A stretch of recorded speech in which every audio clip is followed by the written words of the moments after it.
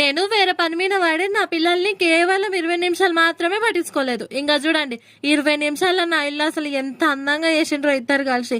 ఈ మొత్తం దానికి ప్రధాన పాత్ర నా బిడ్డ. చూడండి ఇంకా జానర్ లేదు కానీ ఎంత పనులు చేస్తుందో అసలుకి.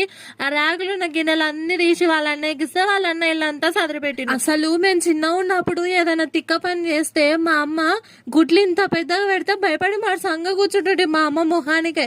ఇప్పుడు మేము అట్లనే వీళ్ళని భయపెడదాం అంటే మా మొహాలు చూస్తే వీళ్ళు నవ్వుతున్నారు. ఇంకా ఏం చేస్తాం పిల్లలు ఇట్లా తయారైనాక. వీడేమో ఏకంగా డీప్ ఫ్రిడ్జ్ ఓపెన్ చేసి స్కూటీ నడుపుతా ఉన్నాడు. మా పాపకి ఇవన్నీ కిందేసిన సాటిస్ఫాక్షన్ లేనట్టుంది.